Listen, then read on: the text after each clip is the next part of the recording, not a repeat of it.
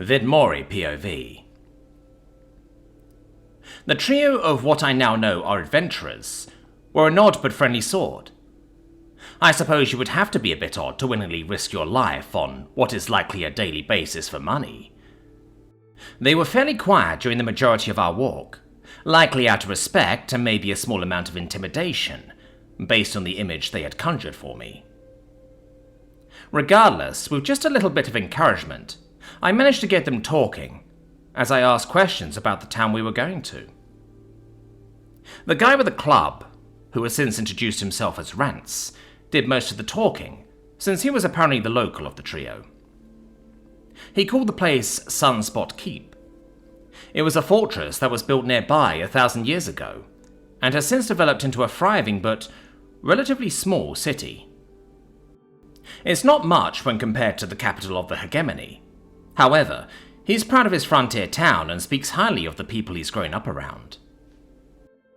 It was around then that the guy in the robes, who introduced himself as Cecil, pitched in, telling me about the local guild that handled all the mercenaries and adventurers in the area, as well as about the services the local businesses offered. I could tell he was not so casually fishing for some information on what I intended to do during my stay in town, which I didn't mind since it seemed he wanted to endear himself to me as much as I wanted to do to them, before this whole ordeal of mistaken identity. The pale canine girl, who turned out to be some kind of dogkin rather than a wolfkin, introduced herself as Lily for the sake of being polite. Beyond that, she didn't say much besides the occasional grunt or hum in response to passing comments from the other two, more intent on listening and looking around than being a part of any sort of conversation, as far as I can tell, which I can relate to. She seemed to be clearly fond of her two friends, and I get the impression she often finds other people as tolerable or not tolerable, and isn't sure what to make of me yet. From what I know so far, while there is no dungeon around this town, the untamed wildlife of the frontier and Lictron's Folly provide plenty of opportunities to hunt for materials and food. However, with that said, there's still a stable farming and ranching culture around the fort, with food being brought in from farmers in smaller villages that are under the fort's protection. Beyond that, there is a bountiful mine nearby. While it isn't considered a dungeon in itself, there's steady work to serve as gas for local miners, due to it having connections to various underground biomes that have monsters and aggressive flora that occasionally surface. All in all, it's a generally quiet town, but there's always something to do to keep the money and materials moving. It wasn't much longer until we crested a hilltop, and a massive clearing filled with farmland and other buildings came into view. A fort sitting in the middle of it all with 2 layers of stone walls. Based on what I can see, residences and businesses reside in between the outer and inner rings of the fort, with the fort itself residing in the inner ring. I can't help but take a moment to admire the view. It may not be anything like my home world, but the idea that I could see a stable and thriving town like this just fills my heart with a feeling of joy that I can't properly describe. It took everything I had not to run forward like an excited child and race to see the town close up and be around all the people. Maybe if I was alone. But alas, I now have an image to maintain, and thus followed the trio of adventurers down into the outskirts of the frontier town. It was late into the afternoon, and the streets were moderately busy with activity. People coming home from work, others going to work, with all sorts of vendors hawking various goods and knickknacks along the main road. I'm vaguely reminded of the border markets back in my grandfather's hometown, and I'm filled with several lifetimes worth of nostalgia. Sure, the languages and culture were different, but there's no mistaking that ambience, that's for sure. There were many looks tossed my way as we walked among the people, though as far as I could tell it was mainly glances of curiosity, as they mainly looked at Lugosi with interest, as he walked closely to my left. Fraley still rode his back, eagerly looking at all the new people, and even mewing at curious children who walked close by. As for Basmori, he ducked away into my shadow as soon as he realized just how many people would be around, and decided he'd rather just stay out of sight rather than deal with a crowd. As we neared the walls, I could sense Cecil stealing glances at me, as he seemingly built the nerve to talk to me again. I offered him a small smile, pretending to notice the third glance when I cocked a brow at him. "What is it, Cecil?" He stiffened at being caught, but smiled, as he eagerly grabbed the opportunity to engage in conversation with me, as he stepped up closer beside me. "Great Mage, I don't mean to be forward, but what should we call you? I understand if you don't want to give us your real name for the sake of anonymity, but we still need to call you something." That was fair enough. I suppose being the nameless stranger wouldn't get me very far, all things considered. I was about to just give them my name when I had second thoughts. After all, Vitmori will soon be known as the Druid of Lictron's Folly. If I build a name during this expedition of mine, for better or worse, it will likely be easier for me to go by a different name if I need to travel again. A different name? Damn. After naming so many others, why can't I think of another name for myself? You can call me Vito, I say, after a minute of mulling it over. Cecil grins with clear delight as he bobbed his head. "Very well, Vito. Do you already have a place where you plan to spend the night?" he asked curiously, as we stepped into a line as we approached the gate of the outer ring of the fort town. I, of course, had some memories of how things worked in this world, and I knew I had to find an inn of some kind if I wanted a place for the next night or two to work from, especially since I didn't want my cubs or Lugosi to have to stay on the streets while I handled things. I didn't plan on leaving right away, at least since I did need to shop around to complete my look and get my hands on more of the local currency for potential expenses and general buying power. Well, as I mentioned before, I've never been here before. I then look at him more directly and offer a bit of a smile. "Where are you staying?" Cecil looked clearly delighted by the question, standing a little straighter as the line moved forward. "We're staying at the Guild's apartment complex. It's quite comfortable with a number of useful amenities," he explained, before considering something. "However, as you aren't affiliated with our guild and likely not registered in the continent's listing, given your desire for anonymity, you won't be able to get an apartment for yourself, especially since they're reserved for adventurers who intend on staying in the area for at least weeks or months at a time. But you can stay with us," he mentioned excitedly, though that earned him a disapproving look from both of his friends. I chuckled a bit, but shook my head at his offer. I definitely wouldn't be taking him up on that offer, even if the others approved. "Thanks, but no thanks, novice. While I certainly appreciate the offer, I need my space." At that, Rance let out a sigh of relief before looking over at me.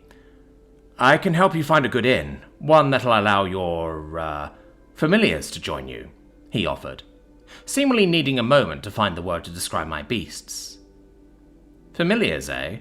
I'll need to remember that term." "Thank you. I'll have to trouble you with that then," I say, as I bob my head at Rance's offer, though Cecil looks clearly dejected by my decision. Soon enough, we were near the head of the line, as we approached a row of 4 guard stations. It reminded me of a customs station at an airport. There were guards posted all around, though it didn't look like they were all that vigilant to me. It seemed like today was just another day for these people, and they clearly weren't expecting anything to happen.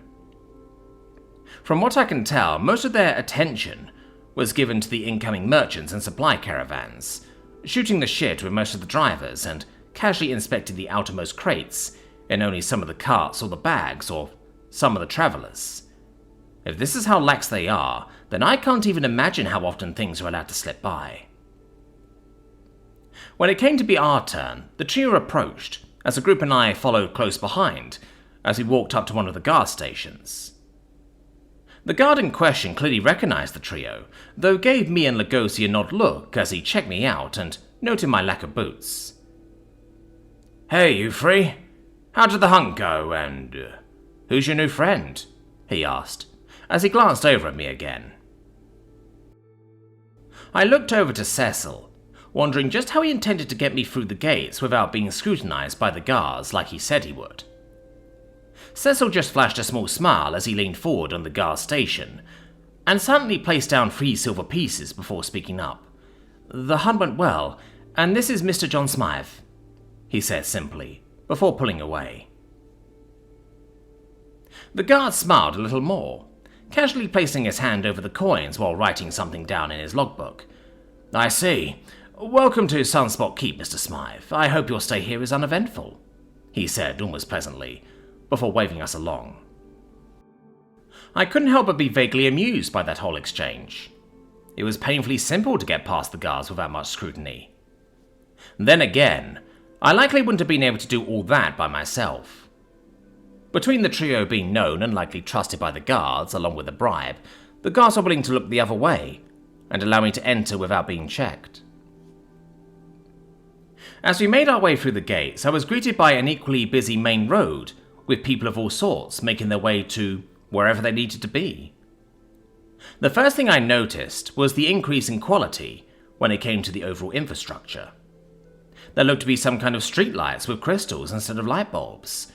The roads were properly paved, whereas most roads outside the wall and beyond the main road looked to be dirt and gravel. The buildings looked better designed and much more maintained. That's not to say the buildings outside the walls weren't nice and maintained, but there was just a more noticeable difference in effort, it seems. The people looked better too. Again, not by much, but it was noticeable if you were to look for it. It was like the difference between upper middle and lower middle class earners. They were both middle class, but one group brought name brands, while the other brought generic ones. I'm vaguely reminded that I'm again without boots, but that'll be something I can take care of later. Looking at the trio, I follow after them, as they seem to have a clear destination in mind. "So, what was that all about at the gate?" The trio looked vaguely surprised by the question, before Rance snapped his fingers in realization. "That's right, you said you've never been here before. Of course you wouldn't know," he reasoned, before offering a kind smile. "Regarding the business at the gate, well, money, might and merit are everything here," he explained, as he held up a finger for each thing he mentioned.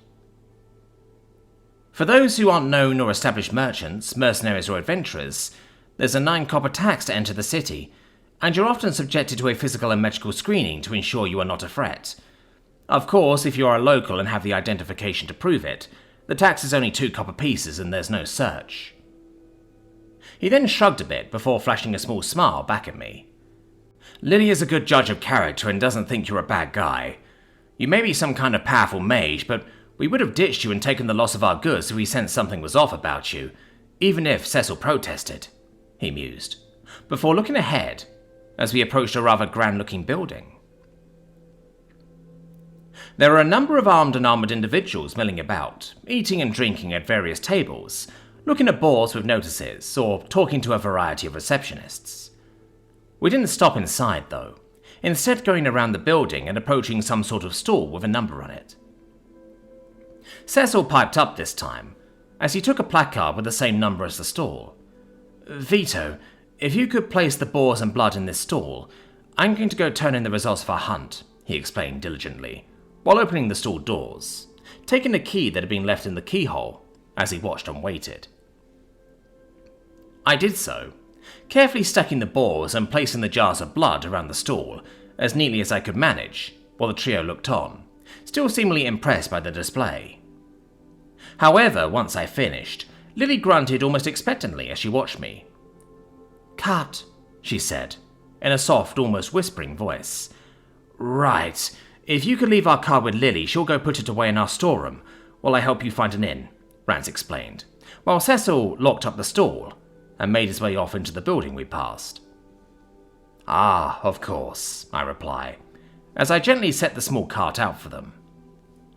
Lily taking it up by the handles as she walks off, and leaves me alone with Rance. Well, alone with Rance, Lugosi, and Fraley. Rance watched her go off before turning to look up at me. "Come on, I know of a good place. I kinda grew up around the family, and I know they'll be willing to put up with your familiars at a reasonable price if I vouch for you," he explained, as he waved me along. "Sounds good to me," I mentioned agreeably, patting Lugosi's head and Fraley's back before moving to follow after Rance. As we walked and weaved through the hustle and bustle of the town, Rance would occasionally steal glances back at me, but not saying much until another few minutes had passed, and he looked at me again. "Listen, I know I probably don't have a place to ask this of you, but, well..." He scratched at the back of his head before looking at me again. "Give Cecil the time of day. He was really excited to meet someone like you, and is hoping to at least learn something from you or get a little bit of advice. I don't know if that's a big ask since I don't know much about magic, but he's usually not this outgoing and confident." I couldn't help but offer a kind smile as I simply bobbed my head. "I'll be around for a couple of days at least. I don't know what exactly I can offer him, but I'll see what I can do." At that, Rance flashed a small smile. "Thanks, Vito. Come on, let's get you to that inn."